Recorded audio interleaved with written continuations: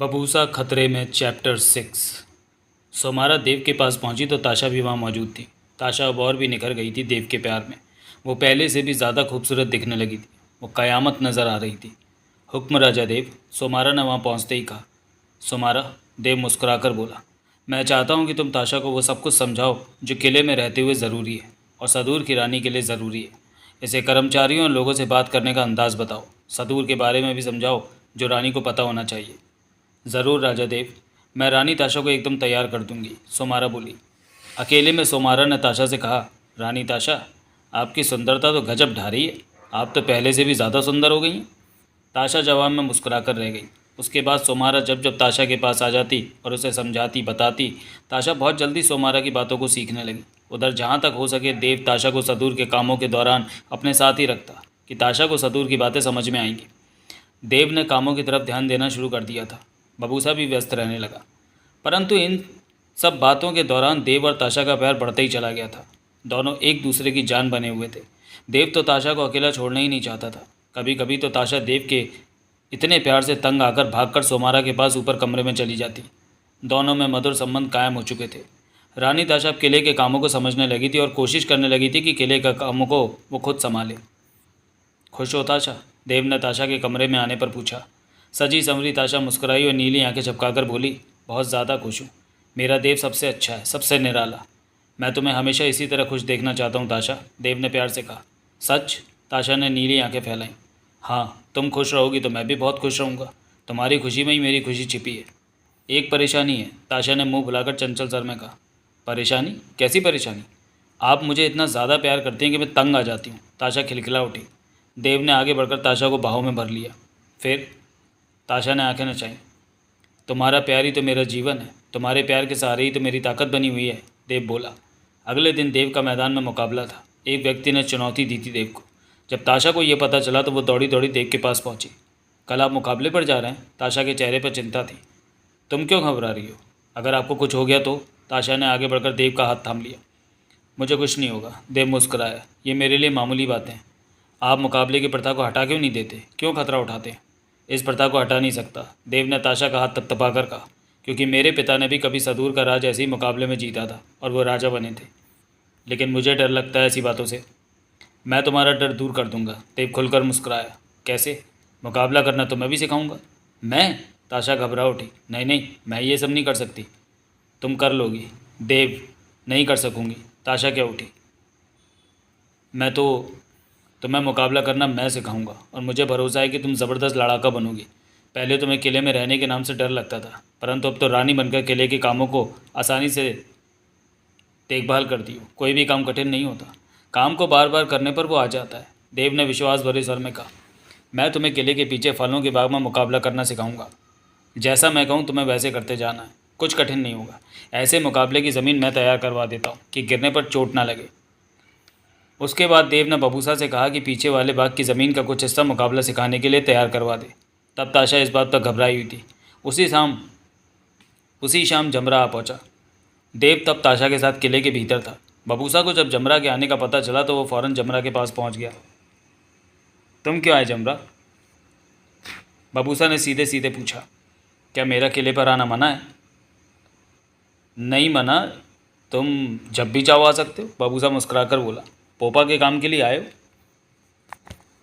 हाँ, राजा देव की कई सब तैयारी मैंने पूरी कर ली है। अब पोपा बनाने की शुरुआत हो जानी चाहिए। तुम जानते हो कि पोपा बनाने के लिए राजा देव को लंबा वक्त किले से दूर बिताना होगा। वक्त तो लगेगा ही, जमरा ने सिर हिलाया। अभी राजा देव के पास वक्त नहीं है, बबूसा ने शांत स्वर में कहा। कुछ पहले ही तो राजा देव ने शादी की है और इन दिनों काम भी कुछ ज़्यादा बढ़ गया है। राजा देव बहुत व्यस्त रहने लगे, परंतु ये तो उन्हीं की चाहत है कि पोपा बनाया जाए। वो मुझे पता है, मैं तुम्हारे आने की बात राजा देव को बता दूंगा। अभी कुछ वक्त तुम भी आराम से बिताओ। तो क्या राजा देव से मुलाकात नहीं होगी?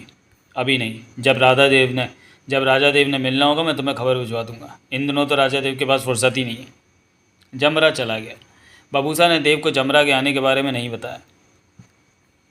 बबूसा जानता था कि राजा देव सब तैयारी हो चुकी है, इसे उनका पोपा बनाने के लिए चल देंगे, जबकि बबूसा चाहता था कि अभी वो रानी ताशा के साथ ही वक्त बिताए। राजा देव को भी फुर्सत के कुछ पल मिले अपना जीवन जीने को। अगले दिन देव ने मैदान का मुकाबला आसानी से जीत लिया था। उधर बबूसा ने जल्दी किले के पीछे वाले बाग में मिट्टी की दलदली ज़मीन तैयार करवा दी तो देव ताशा को सिखाने लगा कि किसी का मुकाबला कैसे करते हैं। मासूम ताशा के लिए यह इम्तिहान कठिन था। सुबह से दोपहर तक देव ताशा को मुकाबला करना सिखाता था। देव को इसमें बहुत मेहनत करनी पड़ी। ताशा इन बातों से बहुत दूर थी, परंतु देव ने हार नहीं मानी। मन में जिद थी कि ताशा को बढ़िया लड़ाका बना के रहेगा। इसमें ताशा को कई बार चोटें भी लगती तो देव ताशा को बाहों में उठाकर किले के भीतर लाता और खुद ही उसका इलाज करता। परंतु धीरे धीरे ताशा देव की बताई बातों को सीखने लगी थी। तब देव को बहुत खुशी हुई कि ताशा भी मेहनत कर रही है। कुछ महीने लगे, परंतु ताशा वो सब सीख गई जो देव ने सिखाया था। वो देव की तरह का लड़ाका तो नहीं बन पाई, परंतु बेहतरीन लड़ाका वो बन चुकी थी और किसी से भी मुकाबला करने के काबिल बन चुकी थी। अब ताशा में और भी निखार आ गया, उसका विश्वास और भी बढ़ गया था। किले के लिए अब वो नई नहीं रही थी। किले के फैसले वो खुद लेने लगी थी और देव से कम ही सलाह लेती थी। देव खुश था कि ताशा रानी होने के नाते अपने कामों को देखने लगी है। इस दौरान उनका प्यार बढ़ा और बढ़ गया था। वो घूमते फिरते मौज करते शाम को किले के बुर्ज पर ऊपर पहुंचकर सदूर को निहारते और घंटों वहाँ वक्त बिताते। दोनों का जीवन प्रसन्नता से बीत रहा था। उसके बाद देव ने ताशा को तलवारबाजी सिखाई। मुकाबला सीख चुकी ताशा को तलवारबाजी सीखने में कोई परेशानी नहीं आई। 2 महीनों में ही ताशा निपुण तलवारबाज बन गई। देव ने खंजर और छोटी तलवारों को भी चलाना सिखाया। ये सब सीखने के बाद ताशा का आत्मविश्वास बहुत ज़्यादा बढ़ गया था। अब वो पहले वाली भोली भाली ताशा नहीं रही थी, वो ज़बरदस्त योद्धा बन चुकी थी। किले में पूरे विश्वास के साथ चलती थी और कर्मचारियों को उनके कामों के बारे में बताती थी। ताशा को सब कुछ ठीक से संभालते पाकर देव ने किले के भीतर के काम देखने बंद कर दिए थे। देव को ताशा अब और भी प्यारी लगने लगी थी, या यूँ कहें कि देव की दीवानगी ताशा के प्रति और भी बढ़ गई थी। उसे जब भी मौका मिलता ताशा के पास जा पहुँचता और उसे बाहों में ले लेता। दोनों एक दूसरे के पूरक बन चुके थे। शादी को साल से ऊपर का वक्त बीत चुका था, परंतु दोनों को आकर्षण एक दूसरे के प्रति ज़रा भी कम नहीं हुआ था। ताशा का मन किले में इतना ज़्यादा लग गया था कि वह अब अपने पिता से मिलने भी कम ही जाती थी। सदूर पर विद्रोह पूरी तरह खत्म हो चुका था। बचे हुए विद्रोही सही रास्ते पर आ गए थे और चैन से ज़िंदगी बिताने लगे थे। तोलका की मौत से सदूर काफ़ी शांत हो गया था। एक दिन देव ताशा से बोला, मैं सदूर पर मशालों की अपेक्षा दूसरी तरह की रोशनी तैयार करना चाहता हूँ। ऐसी रोशनी जो मशालों से ज़्यादा तेज हो। इस काम के लिए मैं किले के ऊपर का कमरा इस्तेमाल करूँगा, ताकि हर समय तुम्हारे पास किले में रह सकूँ। जब तुम चाहो मेरे पास आ सको। ऐसी रोशनी कैसे तैयार होगी? ताशा ने पूछा। मेरे दिमाग में ऐसी रोशनी बनाने के लिए कुछ बातें हैं, देव बोला। पोपा को चलाने के लिए भी मैंने बक्से में करंट तैयार किया है। अब वैसे ही बक्से से रोशनी बनाने की कोशिश करूँगा। पोपा कब तैयार होगा? ताशा ने पूछा। जमरा मेरे कहने के मुताबिक तैयारी कर रहा है। वो तैयारी पूरी करके मेरे पास आएगा, तब मैं पोपा बनाने के लिए पहाड़ी के पार जाऊँगा। जब पोपा बन जाएगा तो हम सदूर से दूर हवा में सैर करने जाया करेंगे और ये भी देखेंगे कि जैसे हम सदूर पर रहते हैं तो क्या दूसरे ग्रहों पर भी और भी लोग रहते हैं? क्या दूसरे ग्रहों पर भी लोग रहते होंगे? ताशा ने हैरानी से पूछा। ज़रूर रहते होंगे। हाँ, मैं तो दूसरे ग्रहों पर भी जीवन होगा।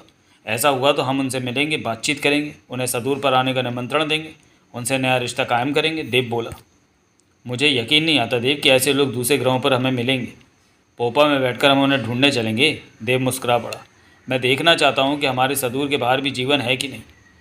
जब भी मैं किले के बुर्ज पर ऊंचाई में जाता हूँ तो यही सोचता हूँ आसमान को देखकर। 2 दिन बाद ही जमरा आ गया। तब देव किले के ऊपर के कमरे में बबूसा के साथ रोशनी बनाने में व्यस्त था। किले के कर्मचारी ने जमरा के आने की खबर दी तो बबूसा मुंह बनाकर रह गया। देव और बबूसा किले के बड़े कमरे में जमरा से मिले।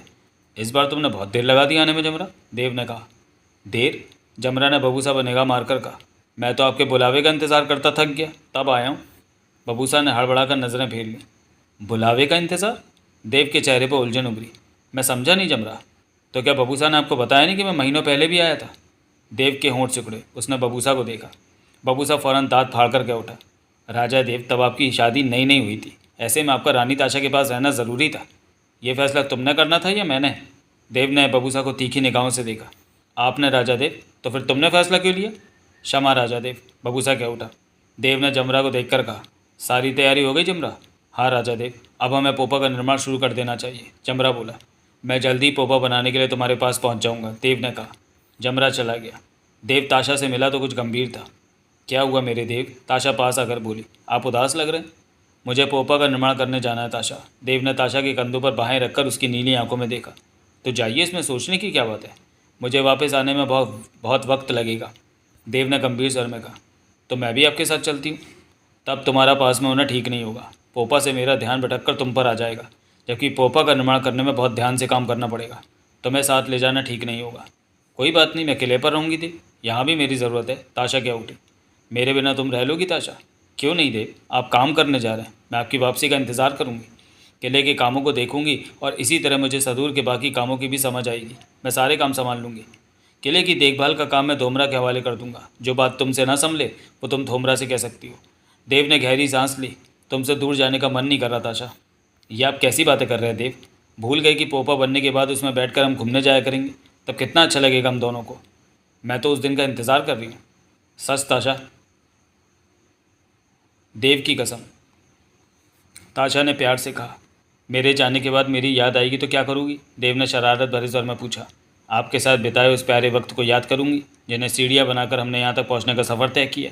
जब आप वापस लौटेंगे तो मुझे अपने इंतज़ार में खड़ी पाएंगे। तुम कितनी अच्छी हो ताशा। आप मेरे से ज़्यादा अच्छे हैं देव। ताशा का स्वर भर्रा उठा।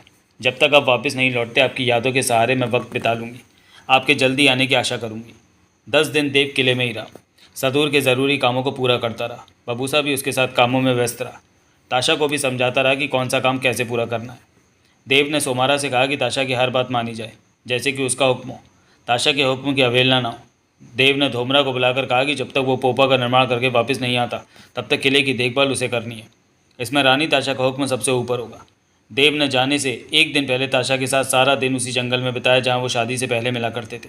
ताशा पूरी तरह जवान और समझदार हो चुकी थी।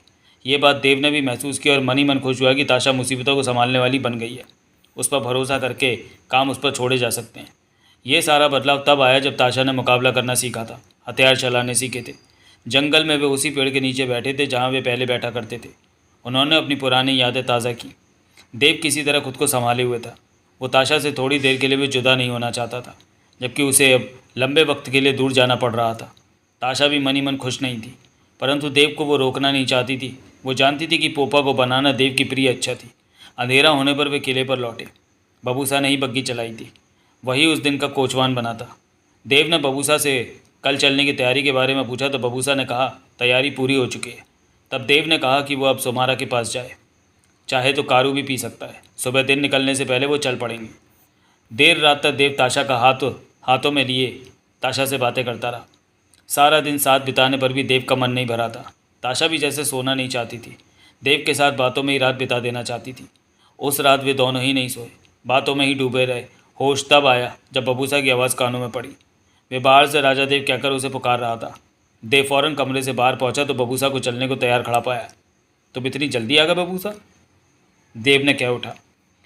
राजा देव, सुबह होने में ज़्यादा वक्त नहीं रहा। मैं तो सोच रहा था कि मुझे देर हो गई। बबूसा ने गहरी नज़रों से राजा देव को देखा। लगता है पूरी रात अब सोए नहीं। वक्त बीतने का भी आपको एहसास नहीं हुआ? तब देव को पता चला कि पूरी रात ताशा से बातें करते ही बीत गई है। कुछ ही देर में देव चलने को तैयार हो गया। उसने ताशा को बाहों में भरकर प्यार किया तो ताशा की आंखों में आंसू चमक उठे। देव भी अपने को रोक नहीं सका। जल्दी आएगा मेरे प्यारे देव। ताशा देव की बाहों में फंसी भीगे स्वर में कह उठी। हाँ, देव ने भरे गले से कहा। उसके बाद देव बबूसा के साथ पोपा का निर्माण करने जमरा की तरफ रवाना हो गया। तभी देवराज चौहान ने करवट ली और एकाएक उसकी आंखें खुल गईं। मस्तिष्क में दौड़ते यादों की बारात के साए थम से गए। वो उदास निगाहों से सामने की दीवार को देखने लगा। ताशा, देवराज चौहान बड़बड़ाया। मेरी प्यारी ताशा, मेरी ज़िंदगी, मेरा सब कुछ। बेचैनी की तीव्र लहर मन और दिमाग में दौड़ी और देवराज चौहान उठकर बैठ गया। ताशा, तुम कहाँ हो ताशा? बेजान सा देवराज चौहान बैठा रहा। सामने की दीवार को देखता रहा। चेहरा उतरा हुआ था। आंखों के सामने ताशा का मोहक चेहरा घूम रहा था। ख्यालों में ताशा बस चुकी थी। वो तड़प सा रहा था ताशा के बिना। ताशा, किला, सदूर के दृश्य, वो जंगल जहाँ वो और ताशा मिला करते थे, सदूर के पहाड़, सदूर के रास्ते और सदूर की ही चीज़ें देवराज चौहान के मस्तिष्क में आंखों के सामने दौड़ रही थी। ताशा को बाहों में लेना, ताशा के साथ बैठकर बातें करना, ताशा की नीली आंखों में शरारत के भाव, ताशा का मुंह फुला लेना तो कभी उसकी बाहों से निकलकर किले की ऊपरी मंजिल के कमरे में सोमारा के पास जाकर बैठ जाना। ताशा का हर रूप आंखों के सामने नाच रहा था। अजीब सी मदहोशी देवराज चौहान पर छाई हुई थी। आंखें बोझिल थीं। देर तक देवराज चौहान इसी हाल में बैठा रहा। लगता था जैसे किसी ने उसकी हिम्मत छीन ली हो। ताशा उसकी ज़िंदगी थी, उसकी सांसें थी। ताशा के बिना उसका जीवन व्यर्थ था। पहले उसे याद नहीं था ताशा के बारे में, परंतु अब सब कुछ याद आ गया। ताशा भी उसे कितना ज़्यादा प्यार करती है। उसके बिना नहीं रह सकती। तभी पोपा में बैठकर सदूर से पृथ्वी पर आ पहुंची उसे लेने के लिए। कैसी रही होगी इतने दिन ताशा उसके बिना? कितनी तड़पी होगी, कितनी रोई होगी, कितना उसे ढूंढा होगा, कैसे किया होगा अकेली ताशा ने ये सब। देवराज चौहान बहुत ज़्यादा बेचैनी से भर उठा। परेशान सी नज़रें कमरे में दौड़ी। अगले ही पल उसकी निगाह बबूसा पर जा टिकी। बबूसा बेड पर उसकी बगल में गहरी नींद में डूबा हुआ था। वह अधलेटा सा था, बेड की पुष्ट से टेक लगा रखी थी और गर्दन एक तरफ लुढ़की हुई थी। स्पष्ट था कि देवराज चौहान की पहरेदारी करते करते उसे झपकी आ गई थी। देवराज चौहान बबूसा को देखने लगा। कितना अच्छा है बबूसा, उसका कितना ख्याल रखता है। सदूर पर भी हमेशा उसके बारे में चिंता किया करता था और अब भी उसे लेकर चिंतित है। उसने कभी भी बबूसा को कर्मचारी नहीं माना था, हमेशा अपना दोस्त समझा था। बबूसा ने हमेशा दिल से उसकी सेवा की, उसकी खुशी को अपना माना। सदूर पर बबूसा के बिना खुद अधूरा ही समझता, यहाँ भी बबूसा उसका कितना ख्याल रख रहा है। ताशा के बारे में एकाएक देवराज चौहान की सोच थम गई। ताशा, सब विचार पीछे हो गए। ताशा ही सामने नजर आई। बबूसा उसे ताशा के पास नहीं जाने देना चाहता। ताशा उसके बंगले पर उसके आने का इंतज़ार कर रही है। बबूसा कहता है कि सब याद आने पर ही ताशा के पास जाने देगा। उसे याद तो आ गया है, सदूर के बारे में, ताशा के बारे में, बबूसा के बारे में, महापंडित के बारे में, सब कुछ तो। देवराज चौहान सतर्क हो उठा। बबूसा पर निगाह मारी तो कि गहरी नींद में था। देवराज चौहान आहिस्ता से बेड से नीचे उतरा और खड़ा हो गया। पुनः बबूसा को देखा जो उसी हाल में गहरी नींद में था। देवराज चौहान ने कमीज़ पैंट पहन रखी थी, जूते सामने ही रखे थे। वो दबे पाँव जूतों के पास पहुंचा और उन्हें उठाए दबे पाँव बेडरूम से निकलकर ड्राइंग रूम में आ पहुंचा और फुर्ती से जूते पहनने लगा। वो जानता था कि अगर बबूसा की आंख खुल गई तो उसे ताशा के पास नहीं जाने देगा। जाने की जिद की तो उसे बेहोश कर देगा, जबकि देवराज चौहान हर कीमत पर ताशा के पास पहुंच जाना चाहता था। दिलो दिमाग में सिर्फ ताशा नाच रही थी। वो सोच रहा था जब ताशा को सामने देखेगा तो उसे कितनी खुशी होगी और ताशा भी खुशी से पागल हो जाएगी। वो ताशा को बाहों में ले लेगा, उसे अपने सीने से लगा लेगा, तब कितना चैन मिलेगा। ताशा के साथ सदूर पर वापस चला जाएगा जहाँ उसकी असली दुनिया है, और एक बार फिर से वो और ताशा प्यार में डूब जाएंगे। ताशा के साथ उसी जंगल में जाया करेगा। कितना अच्छा लगता था तब। वो और ताशा, घना जंगल, ठंडी हवा, टकराते पत्तों की आवाज़ें, उन दोनों के अलावा वहाँ कोई नहीं होता था। प्यार के वो पल देवराज चौहान की आंखों के सामने दौड़ने लगे। ताशा के बिना उसका जीवन बेकार है। वो सामने होती तो उसे कितना अच्छा लगता है। सब कुछ भूल जाता है वो। ताशा में जादू है, हसीन ख्वाब की तरह है ताशा का साथ। वो दो दिल एक जान थे। पता नहीं वो कहाँ, वो अलग क्यों हो गए। वो कैसे पृथ्वी पर आ गया और ताशा सदूर पर रह गई।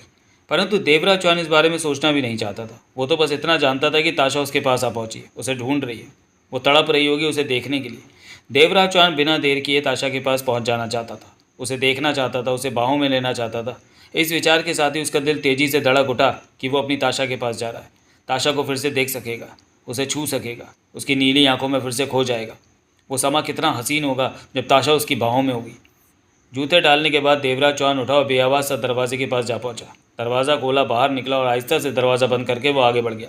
अब देवराज चौहान खुश था कि वो बबूसा से आज़ाद हो गया है। बबूसा नींद में डूबा है। उसकी रखवाली करते करते उसकी आंख लग गई। बबूसा सोया उठेगा तो उसे ना पाकर उसका क्या हाल होगा। देवराज चौहान बाहर सड़क पर पहुंचा और तेज़ कदमों से आगे बढ़ गया।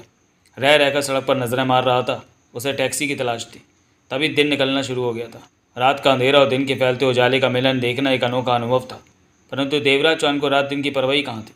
वो तो सिर्फ ताशा को देख रहा था। ताशा ही उसके मन में, ख्यालों में थी। रह रहकर सदूर के नज़ारे आंखों के सामने आ रहे थे कि वो जंगल में ताशा का हाथ पकड़े दौड़ रहा है। ताशा खिलखिलाकर हंस रही है, उसके मोतियों जैसे दांत चमक रहे हैं। कितना अच्छा वक्त था सदूर पर ताशा के साथ। वो सुनहरी लम्हे थे जीवन के। तभी खाली जाती टैक्सी मिल गई। देवराज चौहान टैक्सी में बैठा और ड्राइवर को बताया कहाँ जाना है। टैक्सी दौड़ पड़ी। देवराज चौहान के चेहरे पर मीठी मुस्कान दौड़ गई। उसे अब कोई नहीं रोक सकता था ताशा से मिलने से। कुछ ही देर में ताशा उसकी बाहों में होगी। ताशा, एकाएक देवराज चौहान का जिस्म कांप उठा ताशा से मिलने की सोचकर। 15 मिनट भी नहीं बीते होंगे कि बबूसा की आंख खुल गई। देवराज चौहान को बेड पर न देखकर वो चौंका। उसी पल उठा और पूरा फ्लैट, सारे बाथरूम में देख लिया, परंतु देवराज चौहान कहीं नहीं था। बबूसा के चेहरे पर चिंता दिखने लगी। वो परेशान हो उठा। अगले ही पल उसका अपना माथा पकड़कर बड़बड़ा उठा, यह आपने क्या कर दिया राजा देव। अभी आपका रानी ताशा के पास जाना खतरे से खाली नहीं था। अगर आपको सब कुछ याद आ गया होता तो आपने कभी भी ताशा के पास नहीं जाना था। ये तो अनर्थ कर डाला आपने। लेकिन मैं आपको अकेला नहीं छोड़ सकता, मुझे भी आपके पास आना होगा। मैं सोमात के सामने अभी नहीं पढ़ना चाहता था, परंतु अब मुझे खतरे में कदम रखना होगा। महापंडित ने आपकी ताकत के साथ इस बार मेरा जन्म कराया। सोमात के लिए आसान नहीं होगा मुझसे टकराना, बेशक वो मुझसे ज़्यादा ताकतवर है। बबूसा होठ पीछे आगे बढ़ा और दरवाज़ा खोलकर बाहर निकलता चला गया। एकाएक रानी ताशा की आंख खुल गई। वो बंगले के बेडरूम में सोमारा के साथ बेड पर नींद में थी और समझ नहीं पाई कि उसकी आंख क्यों खुली। खिड़की से बाहर रोशनी बता रही थी कि दिन निकल चुका है। रानी ताशा ने सोमारा पर निगाह मारी जो कि गहरी नींद में थी। फिर उठी और कमरे से बाहर आ गई। ड्राइंग हॉल में पहुंची। वहाँ जगमोहन, नगीना, मोना चौधरी और धरा एक तरफ फर्श पर लेटे नींद में थे। सोमात उनकी पहरेदारी करता हुआ कुर्सी पर बैठा था। अन्य तीनों व्यक्ति भी चंद कदमों दूर फर्श पर सो रहे थे। आँख खुल गई रानी ताशा? सोमात उसे देखते ही कह उठा। हाँ, रानी ताशा ने जगमोहन वगैरह पर नज़र मारी। आज जाने क्यों जल्दी आँख खुल गई? ऐसा लगा जैसे किसी ने नींद से जगा दिया हो। तुम्हें महापंडित ने बढ़िया बनाया है, तुम थकते नहीं कभी। मेरे शरीर में लगी बैटरी मुझे थकने नहीं देती है, सोमात कह उठा। तभी नगीना की आँख खुली तो धरा भी उठ बैठी। इसी तरह जगमोहन और मोना चौधरी भी उठ गए। वैसे भी फर्श पर कच्ची पक्की नींद आती थी। मेरे घर में तुमने मुझे फर्श पर सुला रखा है, जगमोहन कह उठा। मैंने तुम लोगों को बहुत अच्छे से रखा हुआ है, रानी ताशा मुस्कुराई। यह सब कब तक चलेगा? जब तक राजा देव मुझे मिल नहीं जाते, रानी ताशा ने कहा। देवराज चौहान यहाँ नहीं आएगा। आएगा, वो तुम लोगों के लिए यहाँ आएगा, उसे आना ही होगा, रानी ताशा ने दृढ़ स्वर में कहा। उन्हें, नगीना बोली, सदूर के जन्म की याद आ गई होगी और पता भी चल गया होगा कि तुमने उनके साथ कोई धोखा किया था और वो तुम्हें छोड़ने वाले नहीं। रानी ताशा मुस्कुराई, नज़रें नगीना पर थी। तुम इन बातों की व्यर्थ में चिंता मत करो। ऐसा हुआ तो महापंडित सब ठीक कर देगा। जब मैं राजा देव को लेकर सदूर पर पहुंच जाऊंगी तो महापंडित राजा देव को पहले जैसा सामान्य कर देगा। मुझे तुम्हारी बातों पर अभी भी यकीन नहीं, मोना चौधरी क्या उठी। तुम सब मेरे साथ सदूर पर चलोगे और महापंडित तुम लोगों के दिमाग इस प्रकार कर देगा कि मेरी सेवा किया करोगे, किले के कर्मचारी बनोगे और मुझे और राजा देव को देखा करोगे कि हम कितने प्यार से अपना जीवन बिताते हैं। हम पहले भी बहुत खुश थे और अब फिर बहुत खुश रहेंगे। मुझे भी साथ ले जाओगी? धरा जल्दी से कह उठी। हाँ, तुम भी। मुझे मत ले जाओ, मैंने तुम्हारा क्या बिगाड़ा है, मुझे यहीं रहने दो, धरा ने कहा। मेरा फैसला तुम लोगों ने सुन ही लिया है, तुम सब मेरे साथ। ये सब तब होगा जब देवराज चौहान तुम्हें मिलेगा, जगमोहन बोला, और वो तुम्हें मिलने वाला नहीं। इसी पर बैल बजने का स्वर वहाँ गूंज उठा। सब चौंके। कम से कम सुबह तो किसी के आने की आशा नहीं की जा सकती थी। नींद में डूबे वो तीनों व्यक्ति बैल के स्वर से तुरंत उठ गए। आने वाला जो भी हो उसे भीतर ले आओ, रानी ताशा ने कहा। उन तीनों में से एक दरवाजे की तरफ बढ़ गया, तभी पुनः बैल बजी। बाहर जो भी था वो जल्दी से भीतर आ जाना चाहता था। एकाएक रानी ताशा चौंकी और कह उठी, राजा देव आ गए, मेरा देव आ गया। आह, मुझे उसके करीब होने का एहसास हो रहा है। मेरा देव ही आया, जल्दी से दरवाज़ा खोलो। जन्मों से जिस वक्त का मुझे इंतज़ार था वो वक्त आ गया। रानी ताशा का चेहरा खुशी से खिल उठा था। नीली आंखों में आंसू चमकने लगे थे। देव, मेरा प्यारा देव आ गया, मेरे देव। रानी ताशा की बात पर जगमोहन, नगीना, मोना चौधरी और धरा चौंकी। उनकी नज़रें मिली परंतु कुछ कह ना सके। उन्हें विश्वास नहीं था कि देवराज चौहान ही आया होगा। रानी ताशा मुस्कान भरी निगाहों से बंद दरवाजे को देख रही थी। तभी भीतर से सोमारा भी उठी चली आई थी। क्या बात है ताशा? सोमारा ने पूछा। मेरा देव आ गया, मैं उसके करीब आ जाने का एहसास पा रही हूँ। मैं जानती थी कि देव जल्दी मेरे पास आएगा, वो मेरे से दूर नहीं रह सकेगा। मेरी तरह वो भी तड़प रहा होगा मेरे से मिलने को। रानी ताशा का स्वर कंपन लिए हुए था। वो खुश थी, उसके अंग अंग से खुशी झलक रही थी। दरवाजे पर पहुंचकर उस आदमी ने दरवाज़ा खोला तो तेजी से देवराज चौहान ने भीतर प्रवेश किया। उसकी हालत दीवानों जैसी हो रही थी। जगमोहन, मोना चौधरी, नगीना को देवराज चौहान नहीं लगा। देवराज चौहान के अंदाज की झलक कहीं भी नहीं दिखी उन्हें। देव, रानी ताशा बाहें फैलाती चीख उठी। मेरे प्यारे देव। ताशा, देवराज चौहान गला फाड़कर चीखा। ताशा, ताशा। इसके साथ ही ताशा की तरफ दौड़ पड़ा। मेरे देव, ताशा का स्वर कांप उठा। आंखों से आंसू बहकर गालों पर आ लुढ़के। मैं आ गया ताशा। देव। पास पहुंचते ही देवराज चौहान ने पागलों दीवानों की तरह झपट्टा मारा और ताशा को अपनी बाहों में लेकर भींच लिया। ताशा की बाहें भी देवराज चौहान के गिर्द कस गईं। ताशा। देवराज चौहान की आंखों से भी आंसू बह निकले। देव, तुम कहाँ थे इतनी देर तक? ताशा रो पड़ी। मैं आ गया ताशा, आ गया। अब तुम्हें छोड़कर कहीं नहीं जाऊँगा। ताशा को बाहों में समेटे हुए देवराज चौहान ताशा का चेहरा चूमते कहे जा रहा था। मैंने तुम्हें वापस पा लिया ताशा, हम फिर मिल गए। तुम कहाँ चली गई थी ताशा? तुम तो जानती हो कि मैं तुम्हारे बिना नहीं रह सकता। आप क्या जानो देव, आपके बिना मैं कितना तड़पी हूँ। 4 जन्मों से आपसे मिलने की आस लगाए हुए। ताशा रोते हुए बोली। आप तक पहुँचने में मैंने कितनी तकलीफ़ें सही। मैं अब आपसे अलग नहीं होंगी, आपको दूर नहीं जाने दूंगी, अपनी नज़रों के सामने ही रखूँगी। हाँ ताशा, हाँ, मैं तुम्हें अपने पास ही रखूँगा, दूर नहीं जाने दूंगा मेरी प्यारी ताशा। तुम तो मेरी ज़िंदगी हो, तुम्हारे बिना मेरा जीवन कुछ भी नहीं है। देवराज चौहान दीवानों की तरह ताशा का चेहरा चूमे जा रहा था। वो अजीब से बुरे हाल में लग रहा था, रो भी रहा था और खुश भी था। मेरे देव, ताशा उसके सीने पर प्यार करते क्या उठी। मैं कितनी भाग्य वाली हूँ जो आप मुझे मिल गए वापस। इस वक्त का मैं कब से इंतज़ार कर रही थी, तड़प रही थी आपको बाहों में लेने के लिए। अब तो मैं आ गया हूँ ताशा, मेरा देव, मेरा प्यारा देव। ताशा ने बाहों का घेरा कसकर देवराज चौहान के गिर्द इस तरह डाल रखा था कि जैसे उसे डर हो कि देवराज चौहान कहीं भाग जाएगा। महापंडित ने मुझे भरोसा दिलाया था कि आप मुझे ज़रूर मिलेंगे। अपनी मशीन से उसने मेरी बातें करवाई थी। महापंडित ने मुझे हौसला न दिया होता तो आज मैं ज़िंदा नहीं होती। महापंडित ने ही मुझे बताया था कि आप पृथ्वी ग्रह पर बार बार जन्म ले रहे हैं और आपको सतूर की बातें कुछ भी याद नहीं है। और मुझे याद आ गया है ताशा, सतूर मुझे याद आ गया, तुम याद आ गई। और क्या याद आया? ताशा का सर कांप उठा। हम जंगल में मिला करते थे, बग्गी में घुमा करते थे, हमारी शादी भी हो गई थी, तुम किले के कामों को देखने लगी थी, मैंने तुम्हें मुकाबला करना सिखाया, तुम्हें तलवारबाजी सिखाई, मैं पोपो बनाने की तैयारी कर रहा था। मुझे सब याद आ गया ताशा, हमारा वो प्यार, वो सुनहरे दिन, वो सब कुछ कितना अच्छा था ताशा, बहुत अच्छा था। ताशा खुशी से कांप उठी।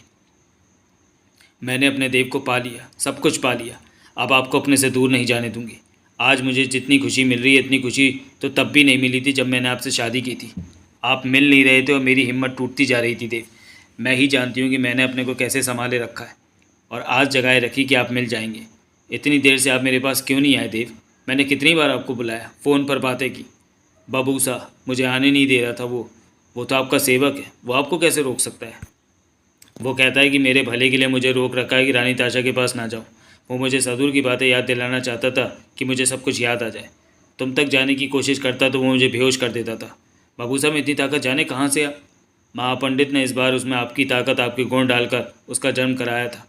बबूसा बहुत ताकतवर है इस जन्म में, ये वो साधारण बबूसा नहीं है जो आपका सेवक हुआ करता था। ताशा ने कहा, मेरा देव मुझे मिल गया, मेरी तलाश पूरी हो गई, अब मुझे कुछ नहीं चाहिए। देवराज चौहान ने दोनों हाथों से ताशा का चेहरा पकड़कर उसे देखा, नीली आंखों में झांका। तुम कितनी अच्छी हो ताशा। देव, ताशा का सर कांप उठा। वही नीली आंखें, वही खूबसूरत चेहरा, तुम ज़रा भी नहीं बदली ताशा। देवराज चौहान का सर कांपा। आप भी तो वैसे ही हैं, वही चेहरा, वही बात करने का अंदाज़, वही प्यार करने की चाह, वही मेरे प्रति आपकी दीवानगी, किसी भी तरफ से आप नहीं बदले मेरे देव। तुम्हारे लिए मैं वही देव हूँ, तुम्हारा देव, ताशा का देव, तुम्हारा पागल देव। ताशा आंसुओं भरी नीली आंखों से देवराज चौहान को देखे जा रही थी। देव, ताशा के होंठ कांपे। मैं आपसे क्षमा मांगना चाहती हूँ। ये क्या कह रही हो? अभी भी दोनों हथेलियों में ताशा का खूबसूरत चेहरा फंसा था। मैंने आपके साथ बुरा किया था, उसी वजह से सदूर से निकलकर आप पृथ्वी पर आ गए, उसी कारण हम अलग हो गए थे। पर मैंने आपके किए का पछतावा भी बहुत किया है। उस जन्म के बाद 3 बार महापंडित मेरा जन्म करवा चुका है और आपकी याद मेरे मस्तिष्क में महापंडित ने कायम रखी। हर जन्म में मैं आपसे मिलने की आस लगाए बैठी रही। मैंने किसी को भी अपने दिल का राजा नहीं बनाया, क्योंकि मेरे दिल में तो सिर्फ मेरा देव था, मेरा प्यारा देव। मुझसे जो भूल हुई थी उसके लिए मुझे क्षमा कर दीजिए। ये कैसी बातें कर रही हो ताशा? देवराज चौहान तड़प उठा। मेरी वही भूल तो बबू साहब को याद दिलाना चाहता है, तब मेरे से। इन बातों को छोड़ दो ताशा। देवराज चौहान प्यार से कह उठा। तुम मुझे मिल गई हो, अब मुझे कुछ भी नहीं सुनना है। मैंने अपना प्यार पा लिया, ताशा मेरे पास है। मुझे उस भूल की क्षमा चाहिए। क्षमा दी, देवराज चौहान बोला। मैं जानेंगे नहीं मुझसे क्या भूल हुई जो? ताशा ने कांपते सर में कहना चाहा। कुछ नहीं जानना है मैंने। मेरी ताशा मुझे मिल गई, यही बहुत है मेरे लिए। तुम नहीं जानती कि आज मैं कितना खुश हूँ, तुम्हारी तरह कि मुझे सदूर पर हमारी शादी की इतनी खुशी नहीं हुई थी जितनी खुशी आज हो रही है। मैंने तुम्हें पा लिया, तुम मेरी बाहों में हो ताशा, मेरा जीवन सफल हो गया। देवराज चौहान की आंखों में आंसू थे। मेरे प्यारे देव, रानी ताशा के होंठों से थरथराता सर निकला। ताशा, मेरी प्यारी ताशा। देवराज चौहान ने पुनः ताशा को अपने सीने से लगा लिया। दोनों ने एक दूसरे को कसकर भींच लिया। वहाँ सन्नाटा छाया हुआ था। देवराज चौहान और रानी ताशा के शब्द सबके कानों में पड़ रहे थे। वो दोनों इस तरह बातों में व्यस्त थे कि जैसे उनके अलावा कोई दूसरा वहाँ हो ही नहीं। सबकी निगाहें उन दोनों पर टिकी हुई थी और वो दोनों दुनिया से बेखबर एक दूसरे से चिपके हुए थे, एक दूसरे को भींच रखा था। वो अपनी अलग ही किसी दुनिया में डूब चुके थे। जगमोहन, मोना चौधरी, नगीना और धरा हक्के बक्के से देख सुन रहे थे। जगमोहन को तो अपनी आंखों और कानों पर विश्वास ही नहीं आ रहा था कि जो वो देख सुन रहा है वो सच है। देवराज चौहान आंसू बहाते रानी ताशा को सीने से लगाए उससे जिस प्रकार बातें कर रहा था, ऐसा नज़ारा देखने की तो उसने कल्पना भी नहीं की थी। वो हैरान था, ठगा सा देवराज चौहान और रानी ताशा को देखे जा रहा था। यही हालत नगीना और मोना चौधरी की थी। उन्हें विश्वास नहीं आ रहा था कि वो जो देख रहे हैं वो सच है, परंतु सच था। जो हो रहा था उनकी आंखों के सामने हो रहा था। देवराज चौहान का एक नया रूप सामने था। मोना चौधरी छिपी निगाहों से बार बार नगीना को देख लेती थी। नगीना के चेहरे पर उलझन के भाव थे, ऐसे भाव कि उसे विश्वास न आ रहा हो कि जो वो देख रही है वो सही है। रानी ताशा से बात करते करते देवराज चौहान के शब्द उसके कानों में पड़ रहे थे। एक एक शब्द उसने सुना था। मोना चौधरी से रहा नहीं गया तो वो नगीना से कह उठी, ये सब क्या हो रहा है? देवराज चौहान को सदूर के जन्म की याद आ गई है। नगीना ने गंभीर स्वर में कहा। तुम्हारा मतलब कि सच में कोई सदूर ग्रह है जहाँ लोग रहते हैं? मोना चौधरी के माथे पर बल पड़े। हाँ, तो ये बात सही है कि सदूर के जन्म में देवराज चौहान वहाँ का राजा था और ताशा रानी थी? हाँ, परंतु वो बात तो कई जन्म पीछे रह गई है। देवराज चौहान तो यहाँ पर आज का जन्म जी रहा है। मोना चौधरी ने तीखे स्वर में कहा। ऐसे में उस जन्म की बातें कम से कम देवराज चौहान और ताशा के एक हो जाने की बात खत्म हो चुकी है। बात तभी खत्म होगी जब यह बात देवराज चौहान माने या ताशा माने, नगीना ने गंभीर स्वर में कहा। परंतु ये दोनों ही उस जन्म की बातों का नकारना नहीं चाहते। इनका हाल तुम्हारे सामने ही है। दोनों इस तरह मिले जैसे कुछ दिन पूर्व ही अलग हुए, जबकि इस बात को 3-4 जन्म बीत चुके हैं। अगर देवराज चौहान को वो जन्म याद आ गया है तो बबूसा का कहना है कि जन्म याद आते ही देवराज चौहान ताशा को सज़ा दे सकता है, मोना चौधरी ने कहा। परंतु यहाँ तो बिल्कुल ही अलग हो रहा है। मेरी समझ में कुछ नहीं आ रहा मिन्नू, नगीना होंठ पीछे क्या उठी। देवराज चौहान तो तुझे बिल्कुल ही भूल गया, ये कैसे हो सकता है? कहा तो मेरी समझ में कुछ नहीं आ रहा। नगीना की निगाह देवराज चौहान और ताशा पर थी, जो अभी भी एक दूसरे की बाहों में समेटे दुनिया को भूले हुए थे। बबूसा कहाँ? मोना चौधरी क्या उठी। नगीना चुप रही, वो परेशान सी दिखने लगी थी। मोना चौधरी ने जगमोहन को देखा, जो हैरान सा लग रहा था। देवराज चौहान क्या कर रहा है? मोना चौधरी ने पूछा। मुझे नहीं पता। क्या ये कोई ड्रामा तो नहीं कर? ये सच्चाई है मोना चौधरी, जगमोहन गंभीर स्वर में बोला। जो तुमने देखा सुना वो सच है। देवराज चौहान की हालत बदली हुई है। मैं देवराज चौहान में अजीब सा बदलाव देख रहा हूँ। ये इसी वजह से है कि ऐसे सदूर ग्रह का जन्म याद आ गया, ताशा याद आ गई है, सब कुछ याद आ गया। ये तुम कैसे कह सकते हो? मोना चौधरी की आंखें सिकुड़ी। उसी धोखे के बारे में अभी ताशा ने देवराज चौहान से क्षमा मांगी थी, तो देवराज चौहान के जवाब से लगा कि उसे इस धोखे के बारे में कुछ भी पता नहीं है। वो बस ताशा के मिल जाने से खुश है, ताशा में गुम है। परंतु बबूसा कहाँ चला गया? वो किसी भी हाल में देवराज चौहान को अकेला नहीं छोड़ेगा, उसे ताशा के पास आने भी नहीं देता जब तक देवराज चौहान को सदूर ग्रह का पूरा जन्म याद ना आता। इस बारे में बबूसा का इरादा पक्का था। फिर तो एक बात ही हो सकती है कि देवराज चौहान बबूसा की निगाहों से बचकर यहाँ पहुँचा हो, मोना चौधरी ने कहा। यही हुआ होगा। जगमोहन के होंठ पिच गए। ऐसा है तो बबूसा भी आता होगा। तुम्हें देवराज चौहान से बात करनी चाहिए। किस बारे में? नगीना के बारे में कि वो उसकी पत्नी। अभी खामोश रहो, जगमोहन ने कहा। देवराज चौहान ठीक से अपने होश में नहीं है। मैं तो ये सोच रहा हूँ कि अब क्या होगा, क्योंकि ताशा उसे सदूर घर पर ले जाने का इरादा बनाए हुए। मोना चौधरी का चेहरा कठोर हो गया। भाभी, जगमोहन ने नगीना से कहा, अपने पर काबू रखना। मुझे लगता है जैसे कोई नई मुसीबत शुरू होने जा रही है। देवराज चौहान बहुत बदला बदला सा लग रहा है और ताशा का दीवाना हुआ पड़ा है। ऐसे में कुछ भी हो सकता है और हम अपनी मनमानी नहीं कर सकते, क्योंकि सोमात पर हम काबू नहीं पा सकते। रानी ताशा के वो तीनों आदमी, नगीना ने शब्दों को चबा कर कहा। बबूसा ने बताया था कि उनके पास जोबिना नाम का कोई हथियार है जो कि इंसान को राख में बदल देता है, हड्डियां भी राख हो जाती हैं। सोमात पर काबू पा भी लेंगे तो उन तीनों से नहीं बच सकते। इस वक्त हम फंसे पड़े हैं। तो अब करना क्या है? धरा बोली। या कुछ नहीं करोगे तुम लोग? देवराज चौहान इस हाल में है तो हम कर भी क्या सकते हैं? जगमोहन गंभीर स्वर में बोला। देवराज चौहान से बात करो, धरा बोली। वो ऐसा क्यों कर रहा है? ये वक्त चुप रहने का है। बबूसा कहाँ चला गया? वो तो देवराज चौहान का साथ छोड़ने वाला नहीं, धरा ने गंभीर स्वर में कहा। देवराज चौहान और रानी ताशा अलग हुए एक दूसरे का हाथ थाम रखा था। दोनों के चेहरे आंसुओं से भरे थे, परंतु चेहरों पर खुशी थी, मुस्कान थी, रौनक थी। देवराज चौहान प्यार भरी निगाहों से ताशा को देखे जा रहा था तो ताशा उसकी छाती पर हाथ मारकर बोली, आप फिर मुझे पहले की तरह देखने लगे। आदत गई नहीं आपकी। तुम्हें जितना भी देख लूँ दिल नहीं भरता। जाने तुम्हारे चेहरे पर क्या है। जो हाल मेरा पहले था वही अब है। देवराज चौहान ने प्यार भरे स्वर में कहा। तुम हो ही ऐसी ताशा। कोई मेरी नज़रों से तुम्हें देखे तो समझ जाएगा ये बात। मक्कार, रानी ताशा मीठे स्वर में क्या उठी। देवराज चौहान चेहरे पर मुस्कान समेटे ताशा को देखता रहा। आप कैसे हैं राजा देव? सोमारा की आवाज़ सुनकर देवराज चौहान ने चेहरा घुमाया। कुछ फासले पर सोमारा को देखा तो क्या उठा। सोमारा तुम? आपको फिर से देखकर मुझे बहुत खुशी हो रही है राजा देव, सोमारा ने मुस्कुरा कर कहा। तुम्हें देखकर मुझे भी खुशी हुई। मैं नहीं जानता था कि ताशा के साथ तुम भी आई हो। मैं बबूसा के लिए आई हूँ राजा देव। बबूसा आपके साथ नहीं आया? वो नींद में था तो मैं चुपके से चला आया, देवराज चौहान ने मुस्कुरा कर कहा। तो बबूसा नहीं जानता कि आप यहाँ पर हैं? सोमारा बोली। जब आँख खुलेगी तो समझ जाएगा कि मैं यहाँ आ गया हूँ। वो यहाँ आ जाएगा सोमारा। वो ठीक तो है ना? पूरी तरह। इस जन्म में तो महापंडित ने उसमें मेरे जैसी ताकत भर रखी है। सोमारा शांत सी देवराज चौहान को देखती रही, फिर क्या उठी। आप उसे साथ ही लाते तो अच्छा रहता। बबूसा मुझे यहाँ नहीं आने देता। वो चाहता था कि सदूर की सब बातें याद आने के बाद मैं ताशा से मिलूँ। सोमारा चुप रही। सोमात अब तक खामोशी से खड़ा था। वो तीनों व्यक्ति भी अपनी जगह मौजूद थे। मेरे देव, रानी ताशा बोली, उस कमरे में जाकर आराम करते हैं। मैं आपसे दिल भरकर बातें करना चाहती हूँ। कब से इस वक्त को तरस रही हूँ। अब आप मेरे पास है, मेरे इतने करीब की खुशी से पागल हो रही हूँ। हम कितनी भी बातें कर लें परंतु हमारा दिल नहीं भरेगा। देवराज चौहान ने प्यार से कहा। आओ ताशा, हम पुराने वक्त की यादों को एक बार फिर ताज़ा करें। अब मैं तुम्हारे पास रहा करूँगा, तुम भी मेरे पास ही। ये आप क्या कर रहे हैं? तभी नगीना खड़े होते हुए कह उठी। सबकी निगाहें नगीना की तरफ गई। नगीना गुस्से में दिखी। जगमोहन और मोना चौधरी सतर्क हो गए। तुम यहाँ हो नगीना? देवराज चौहान उसे देखते ही क्या उठा। मैंने तो तुम्हें देखा ही नहीं था। ये औरत कौन है? नगीना का लहजा तीखा था। ये ताशा है नगीना। कौन ताशा? तुम तो जानती हो ताशा को, ये सदूर पर मेरी पत्नी। मैं ना तो किसी सदूर को जानती हूँ ना ही इसे। मैं सिर्फ इतना जानती हूँ कि आप मेरे पति हैं। ताशा मेरी पत्नी है नगीना। ये आपकी पत्नी मैं हूँ, परंतु ये मेरी पहले की पत्नी है। देवराज चौहान ने दीवानों की बात कहा। मैं इसे बहुत प्यार करता हूँ, मैं इसके बिना नहीं रह सकता। ये मेरे लिए सब कुछ है। और मैं? नगीना गंभीर हो गई। मैं आपके लिए क्या हूँ? तुम भी मेरी पत्नी हो, लेकिन ताशा को मैं तुमसे ज़्यादा चाहता। आप अपने होश में नहीं है जो ऐसी बातें कर रहे हैं। ताशा आपके लिए अनजान है। और ऐसा ना कहो नगीना। ताशा के बिना मेरा जीवन नहीं है। मेरा जीवन जीवन नहीं है। ये मुझे सबसे प्रिय है, देवराज चौहान ने कहा।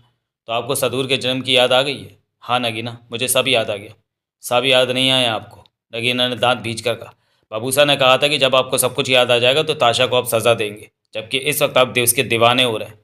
मुझे जितनी ज़रूरत थी उतना याद आ गया है, देवराज चौहान ने गंभीर स्वर में कहा। सदूर के बारे में मुझे सब याद आ गया है। ताशा के बारे में, बबूसा के बारे में सब याद आ गया है। अब और कुछ भी मुझे जानने की ज़रूरत नहीं। मैं फिर से ताशा को खोना नहीं चाहता। यूँ भी ताशा ने मुझसे अपनी गलती की क्षमा मांग ली है, जबकि मैं नहीं जानता वो गलती क्या थी।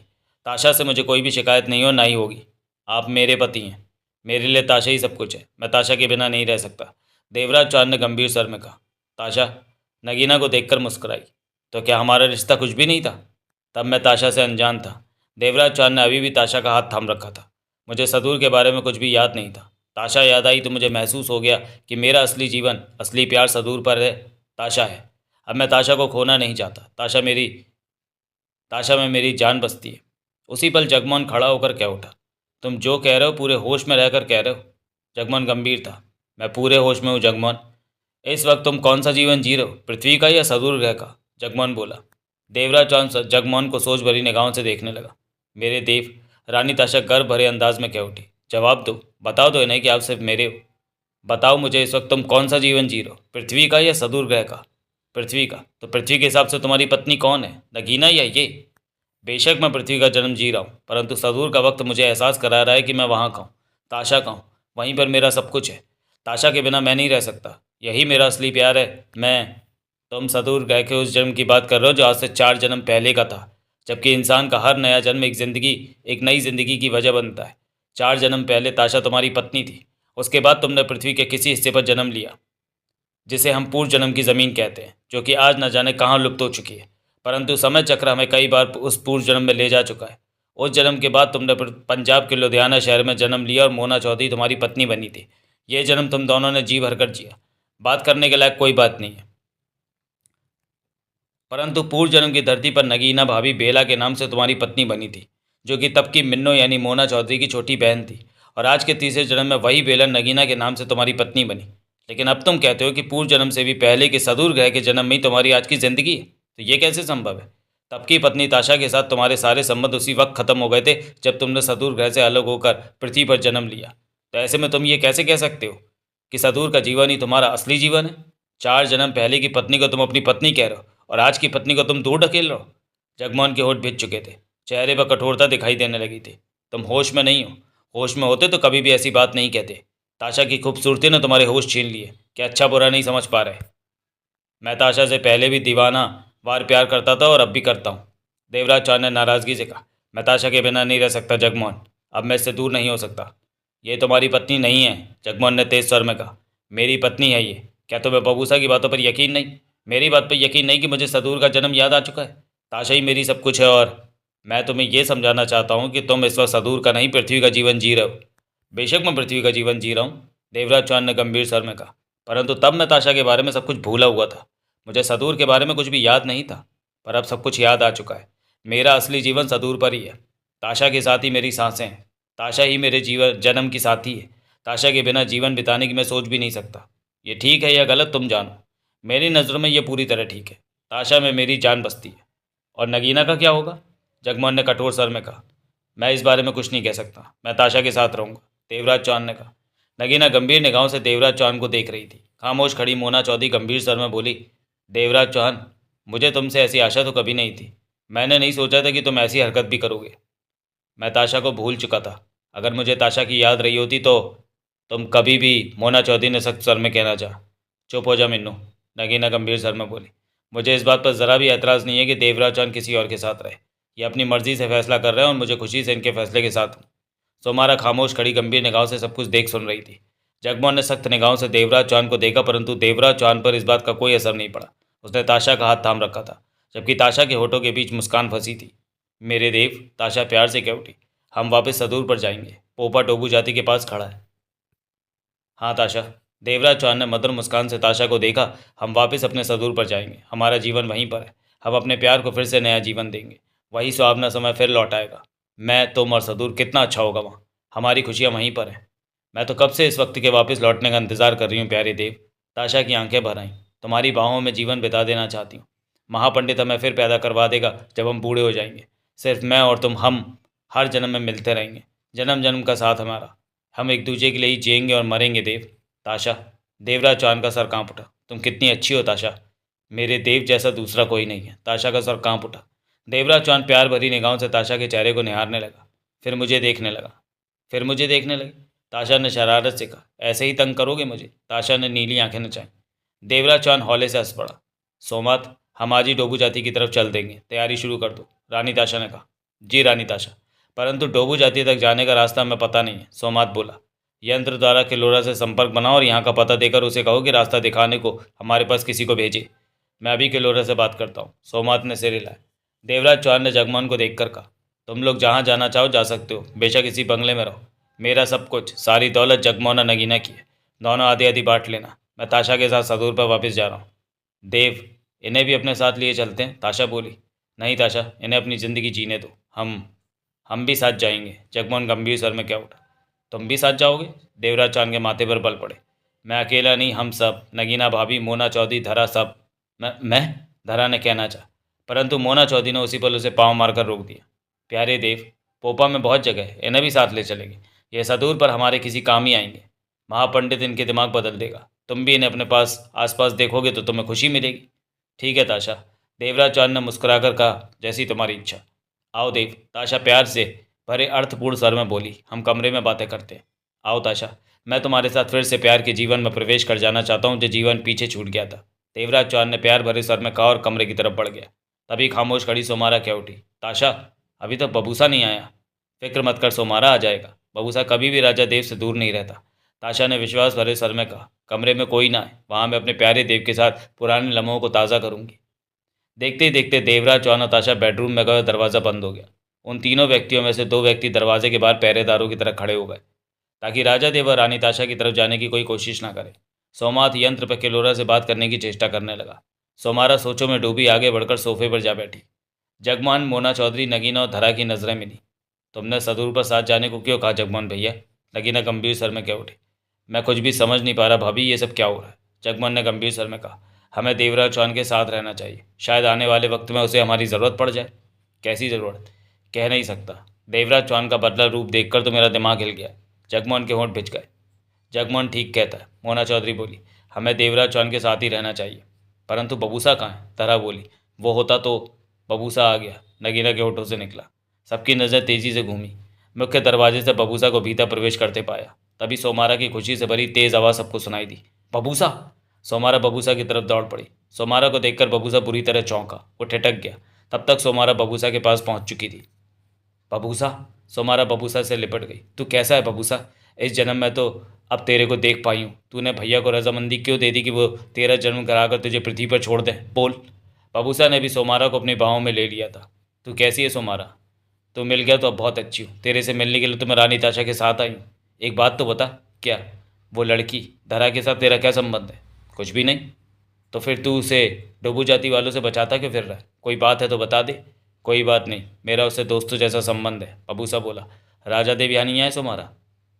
आए हैं राजा देव, रानी ताशा के बस में, उसके दीवाने हुए पड़े हैं। वो रानी ताशा के साथ सदूर पर जाने को तैयार है।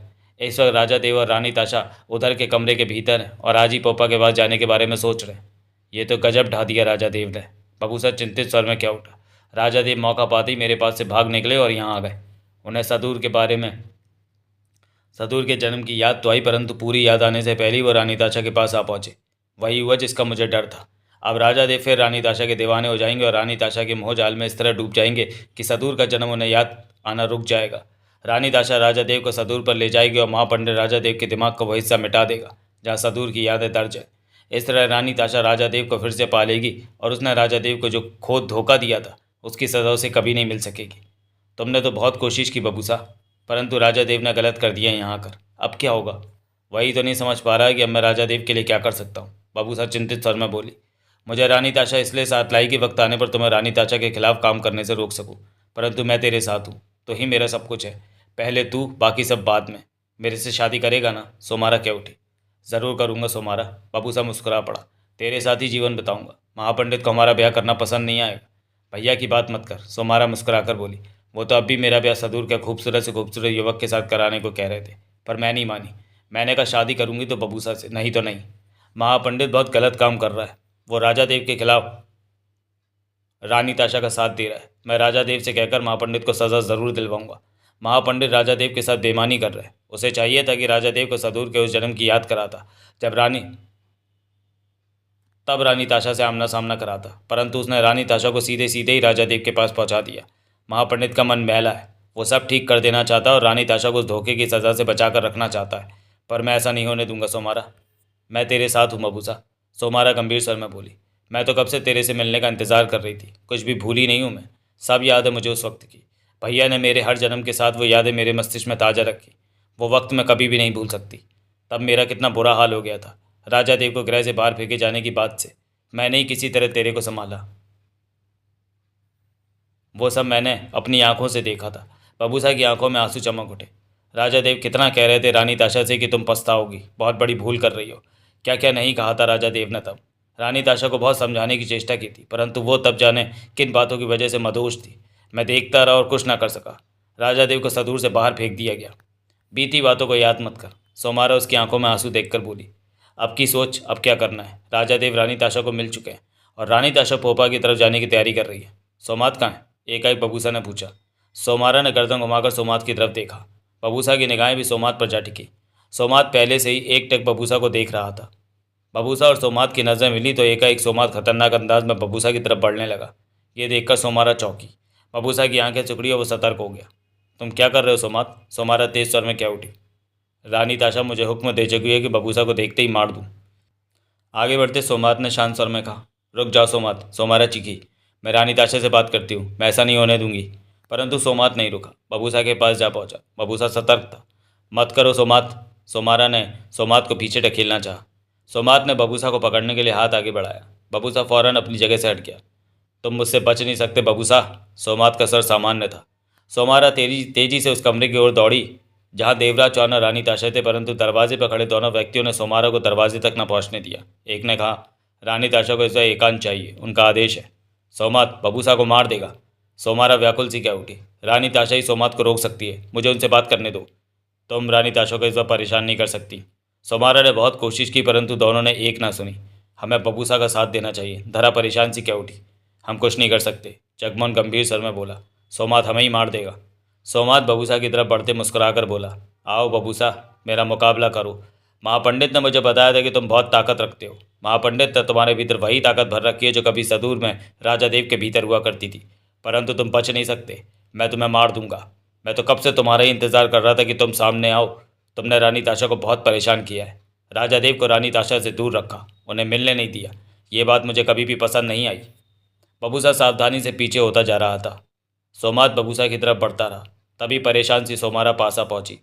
बबूसा, सोमारा ने गुस्से से कहा, वो मुझे रानी ताशा से नहीं मिलने दे रहे। सोमात सिर्फ रानी ताशा का हुक्म ही मानता है। मैं क्या करूं बबूसा? मैं शांत हो जाओ सोमारा। सोमात पर निगाह रखे बबूसा क्या उठा। सोमात के लिए आसान नहीं होगा मुझे मार देना। राजा देव जैसी ताकत मुझ में है, मैं इसका मुकाबला कर लूँगा। तुम्हें कुछ हो गया तो पीछे हो जाओ। पीछे हटा था बबूसा दीवार से जा लगा। सोमात बबूसा की तरफ बढ़ता रहा। दीवार के साथ सटा बबूसा की एक टक निगाह सोमात पर थी। पास पहुंचकर सोमात ने अपने दोनों हाथ तेजी से बबूसा की तरफ बढ़ाए। बबूसा ने फुर्ती से अपने दोनों हाथ बढ़ाकर सोमात को बढ़ते हाथों को रोक दिया। सोमात और बबूसा के हाथों की उंगलियां एक दूसरे के हाथों की उंगलियों में फंस गई थीं। दोनों की बाहें ऊपर को उठी हुई थीं। दोनों एक दूसरे पर जोर लगा रहे थे, जबकि सोमात का चेहरा शांत था, परंतु बबूसा का चेहरा कठोर हो चुका था। तेरे में तो सच में ताकत है, सोमात बोला। महापंडित ने तेरा निर्माण करके गलत काम किया, इसकी सज़ा महापंडित को ज़रूर मिलेगी। बबूसा गुर्रा उठा। सोमात मुस्कुराया। तभी बबूसा ने अपने अपने बाएं हाथ को खास अंदाज में झटका दिया तो सोमात की बाईं बांह नीचे होती चली गई। बबूसा ने सोमात के हाथ की उंगलियों को अपनी फंसी उंगलियों से ज़बरदस्त अंदाज में झटका दिया और खुद उछलकर दूर जा खड़ा हुआ और सांसों को संयंत करने लगा। सोमात अपनी जगह पर खड़ा अपने बाएं हाथ की उंगलियों को देख रहा था। उसके हाथ की उंगलियां बबूसा ने हथेली की उल्टी उल्टी तरफ मोड़ दी। अंगूठा अपनी जगह पर था, परंतु चारों उंगलियां हथेली से उल्टी दिशा के पीछे को मुड़ी पड़ी थी। तभी सोमात के चेहरे से लगा कि वो जैसे अपने भीतर ही भीतर जोर लगा रहा हो। बीतते पलों के साथ सोमात के हाथ की उंगलियां धीरे धीरे सीधी होने लगीं। बबूसा अपनी जगह पर खड़ा सोमात की उंगलियों को सीधे होते देखा तो उसके होंठ भिज गए। तभी बबूसा दौड़ा और उछलकर वेग के साथ सोमात के शरीर से जा टकराया। सोमात का ध्यान अपनी उंगलियों की तरफ था। बबूसा के टकराते ही सोमात के पांव उखड़ गए, वो चलकर नीचे जा गिरा। बबूसा संभल चुका था तो तेजी से बबूसा संभल चुका था और तेजी से सोमात के पास पहुंचकर उसके चेहरे पर ठोकर मारनी चाहिए कि सोमात ने दाएं हाथ से उसकी पिंडी पकड़कर झटका दिया। बबूसा फिरकनी की भांति घूमकर नीचे जा गिरा। फौरन ही संभला और खड़ा हो गया। तब तक सोमात भी खड़ा हो चुका था। उसके हाथों की उंगलियां सीधी हो चुकी थी। दोनों की नजरें मिली। महापंडित ने तुझे बहुत सोच समझ कर बनाया सोमात, बबूसा सख्त स्वर में क्या उठा। तेरी जगह अगर कोई साधारण इंसान होता तो उसकी भां टूट चुकी होती। तू भी ताकत रखता है, इसका एहसास मुझे हो गया। सोमात ने पुनः बबूसा की तरफ बढ़ना शुरू किया। बबूसा सतर्क हो गया, धीरे धीरे पीछे हटने लगा। सोमारा सांस रोके एक तरफ खड़ी थी। तभी कुछ दूर खड़ा रानी ताशा का आदमी सोमात से बोला, इसे जोबिना से ख़त्म कर देते हैं। नहीं, बबूसा को मैं अपने हाथों से मारूंगा। सोमात क्या उठा, ये मेरे से कम ताकत रखता है। उसी पल बबूसा सोमात की तरफ दौड़ा। ठिठक गया सोमात। बबूसा उछला और पलक झपकते ही अपने दोनों पांव सोमात की छाती पर रखे और सीढ़ी की तरह चढ़कर ऊपर चढ़ता चला गया और अगले ही पल वो दोनों पांव सोमात के दोनों कंधों पर रखे खड़ा था। सोमात को एक पल के लिए भी समझने का मौका नहीं दिया और बेहद तेजी से दोनों पाँव में सोमात की दोनों कनपटियां फंसाकर फिरकिनी की भांति घूमा और एक ही छलांग में कई कदम दूर फर्श पर जा खड़ा हुआ। सोमात को देखा। सोमात का सामने देखने वाला चेहरा अब दाएं कंधे की तरफ घूमकर स्थिर हो चुका था, जैसे उसकी गर्दन सामने की तरफ नहीं कंधे की तरफ टिकी हो। एकाएक सोमात बहुत भयावह दिखने लगा। सोमात की गर्दन का हाल देखकर तो धरा के होठों से चीख निकल गई, जबकि कंधे पर टिकी गर्दन पर सोमात के होंठ मुस्कुराए। उसने बबूसा को देखा। बबूसा आंखें सिकोड़े सोमात को देख रहा था। होंठ भिज चुके थे। वो जानता था कि सोमात की जगह अगर कोई सामान्य व्यक्ति होता तो उसकी गर्दन कब की टूटकर लटक गई होती, परंतु सोमात को उससे ज़्यादा कोई फर्क नहीं पड़ा था कि उसकी गर्दन घूम गई थी। सोमात सही सलामत था। तभी सोमात की गर्दन बेहद मध्यम गति से धीमे धीमे वापस घूमने लगी। उसी वक्त बबूसा उछला और हवा में लहराते उसके दोनों पांव सोमात के सिर पर जा लगे। सोमात जोरों से लड़खड़ा कर रह गया। बबूसा फर्श पर जा खड़ा हुआ।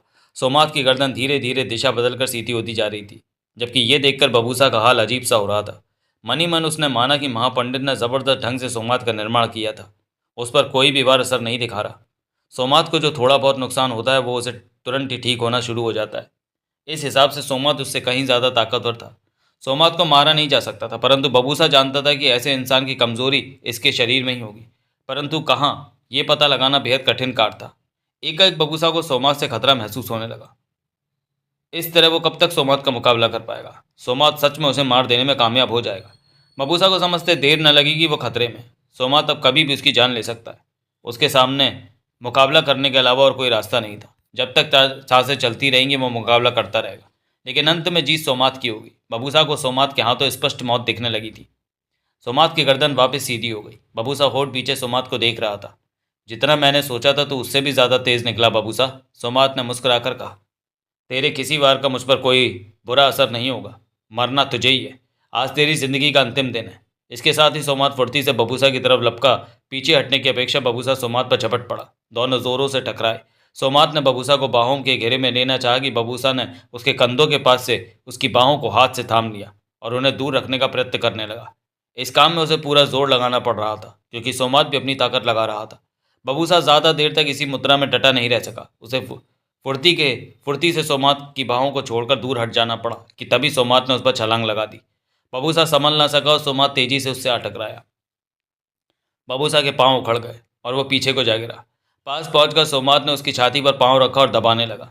बबूसा के होठों से गुर्राहट निकली और दोनों हाथों से उसने सोमात की पिंडी थामी और उसे छाती से हटाने का पूरा जोर लगा दिया, परंतु बबूसा को जरा भी सफलता नहीं मिली। उसे लग रहा था कि सोमात के पांव के दबाव से उसकी छाती की हड्डियां टूट जाएंगी। उसी पल सोमारा दौड़ी और सोमात को धक्का देकर हटाने की कोशिश करती बोली, छोड़ छोड़ मेरे बबूसा को। सोमात का हाथ हौले से घूमा, सोमारा के कंधे पर पड़ा तो सोमारा तेज चीख के साथ 4-5 कदम दूर जा गिरी। तभी बबूसा ने पूरी ताकत लगाकर सोमात की पिंडली को झटका दिया। पांव का दबाव कुछ कम हुआ। दो पल के लिए बबूसा ने पिंडली को एक और झटका दिया और पाँव के नीचे से करवट टेढ़ा वहां से हट गया और फुर्ती से खड़ा होने की चेष्टा की कि तभी सोमात ने छलांग लगाई और उसके ऊपर आ गिरा। बबूसा के होठों से मध्यम सी कराह निकली। दोनों गुत्थम गुत्था हो गए और अगले ही पल सोमात का दायां हाथ बबूसा की गर्दन पर जा टिका। बबूसा को लगा जैसे लोहे का शिकंजा गर्दन से कस गया हो। उसने तड़प कर सोमात का हाथ गले से हटा देना चाहा, परंतु सोमात की पकड़ एक अंश भी ढीली नहीं हुई। दबाव बढ़ने लगा। सोमात का चेहरा सांस रुकने के कारण लाल सुर्ख हो उठा था। आंखें फटने को आ गई। सोमारा चीखती हुई पास आई और सोमात का हाथ बबूसा की गर्दन से हटाने की भरपूर कोशिश की, परंतु कोई फायदा नहीं हुआ। दम रुकने की वजह से बबूसा झटपटा होता। ताशा! एकाएक सोमारा गला फाड़कर चीख उठी। दो पल भी नहीं बीते कि कमरे का दरवाजा खुला। रानी ताशा आगे थी, देवराज चौहान पीछे।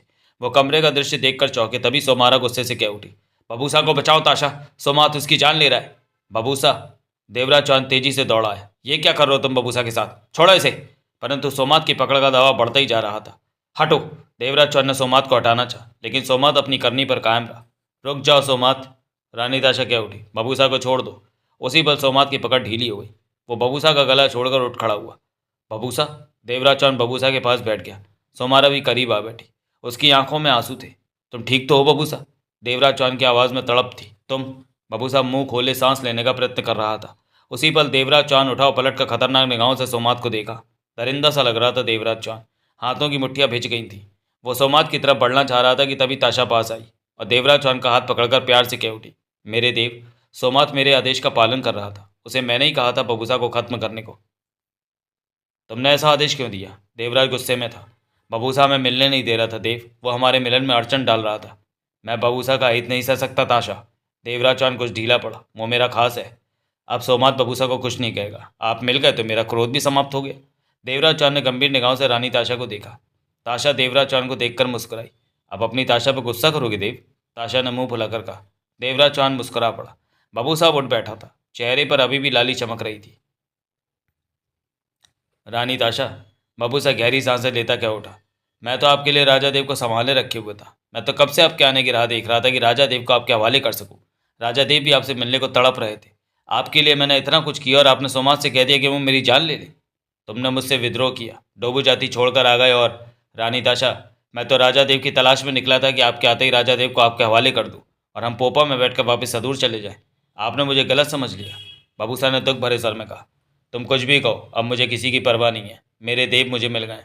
देव को क्या पाया? मैंने सब कुछ पा लिया। रानी ताशा ने मुस्कुराकर देवराज चौहान को देखा। आप मेरे हैं ना देव? मैं अपनी ताशा के बिना नहीं रह सकता। देवराज चौहान ने प्यार से कहा। रानी ताशा की आंखें भर आईं। मैंने आपको कितनी मेहनत से पाया, अब आपको गुम नहीं होने दूंगी। हम साथ साथ रहेंगे ताशा। देवराज चौहान भावुक को उठा। मैं तुम्हारे बिना नहीं रह सकता।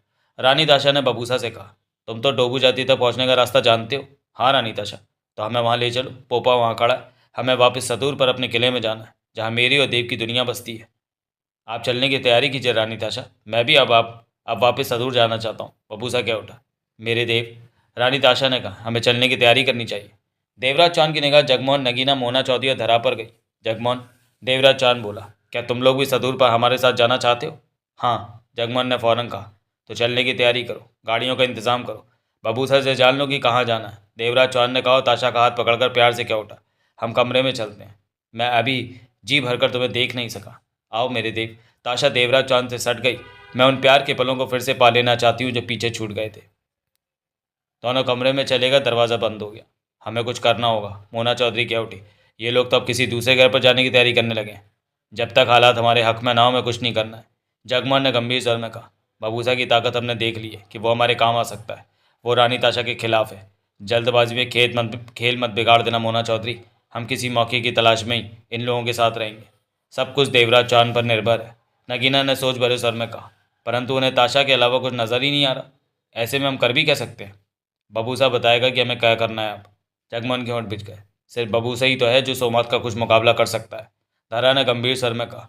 बबूसा का हमें बहुत सहारा रहेगा। बबूसा हालातों को हमसे बेहतर जानता है कि अब क्या करना चाहिए।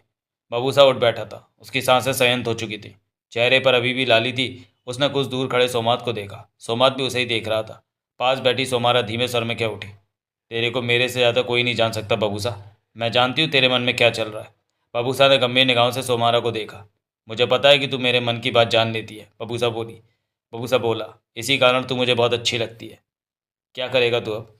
रानी ताशा राजा देव को उलझाकर सदूर पर ले जाना चाहती है। ऐसे में राजा देव के सदूर की सारी बातें याद नहीं आएंगी, क्योंकि वो तो रानी ताशा के प्यार में दीवाने होकर उलझे रहेंगे।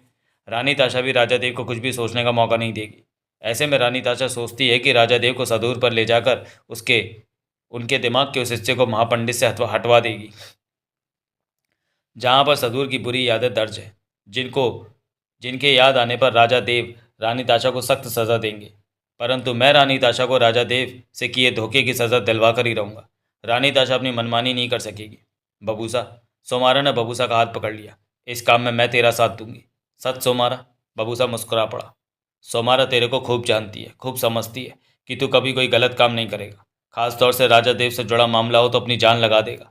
ऐसे में सोमारा तेरा साथ क्यों ना देगी, अपनी जान भी दे देगी। सोमारा ने दृढ़ स्वर में कहा। अपनी सोमारा पर भरोसा रख बबूसा। मेरे लिए तो मैं रानी ताशा तेरे लिए तो मैं रानी ताशा का गला भी काट दूंगी। ऐसा कुछ नहीं करना हमने। रानी ताशा को राजा देव ही सजा देंगे, हम तो सिर्फ उनके सेवक हैं, बबूसा ने कहा। तभी जगमोहन पास आ पहुंचा। बबूसा ने जगमोहन को देखा। तुम तो फेल हो गए बबूसा, जगमोहन ने गंभीर स्वर में कहा। बबूसा ने कभी फेल होना नहीं सीखा, अब तो शुरुआत हुई है। बबूसा का स्वर बेहद कठोर था। तुमने अभी बबूसा को जाना ही कहा है। रानी ताशा को अपने किए की सज़ा भुगतनी होगी, वो बच नहीं सकती। राजा देव ही रानी ताशा को सज़ा देंगे। फिर बबूसा की निगाह सोमात की तरफ उठी, जो दूर खड़ा उसे ही देख रहा था। सोमात को संभालना अवश्य खतरनाक महसूस हो रहा है। बबूसा का हाथ अपने गले पर पहुंच गया, पर सोमात मेरे हाथों से बच नहीं सकेगा। राजा देव कहा करते थे कि बबूसा कोई भी काम कठिन नहीं होता, अहम बात तो ये होती है कि उस काम को पूरा करने की मन की भावना कितनी प्रबल है। राजा देव की ये बात मैं कभी नहीं भूला। मैं जल्दी अपनी कोशिशों पर खरा उतरूंगा और वह वक्त भी आएगा जब रानी ताशा के सामने खड़े राजा देव उसे सदूर पर किए धोखे का हिसाब मांगेंगे। सोमारा तेरे लिए अपनी जान भी लड़ा देगी बबूसा। सोमारा दर्द सर में कह उठी। परंतु सोमात की याद है तुम्हें? तुम उसे परंतु तोमात की याद है तुम्हें? तुम उसे कहकर आए थे कि सदूर पर कि विद्रोह की सारी तैयारी पूरी रखे, और तोमात ने सारी तैयारी कर रखी है। वो सिर्फ तुम्हारे इशारे का इंतजार कर रहा है कि किसी प्रकार तुम अपने यंत्र पर या पोपा के भीतर मौजूद यंत्र द्वारा उसे आगे का आदेश दे दो। रानी ताशा को किले से उखाड़ देने की कार्रवाई शुरू कर दे। हम सब भी तुम्हारे साथ है बबूसा। तुम्हारी जितनी कोशिश तो नहीं कर सकते, पर जितनी हिम्मत है उतना साथ तो दे ही सकते हैं, जगमोहन ने गंभीर स्वर में कहा। हमें डोबू जाति की तरफ जाने की तैयारी करनी होगी। तुम मुझे उधर जाने का रास्ता समझा दो। वो मैं तुम्हें समझा देता हूँ, हमें किस तरफ जाना है, बबूसा ने कठोर स्वर में कहा। तभी धरा पास आकर घबराए स्वर में क्या उठी। बबूसा, अगर मैं डोबू जाति वालों के पास गई तो वो मेरी जान ले लेंगे। बबूसा के होते कोई तेरी तरफ आंख भी उठाकर नहीं देखेगा, बबूसा ने दृढ़ स्वर में कहा। तभी उसकी निगाह सोमात पर गई तो सोमात को ऐसी निगाहों से अपनी तरफ देखते पाया जैसे कह रहा हो कि मैं सब जानता हूँ कि तुम क्या करने की सोच रहे हो, परंतु मेरे होते तुम कुछ नहीं कर सकोगे। समाप्त। कहानी अगले भाग में जारी। तो चलिए दोस्तों, वीडियो को यहीं समाप्त करते हैं और मिलते हैं इसके अगले भाग बबूसा का चक्रव्यूह में। तब तक के लिए धन्यवाद।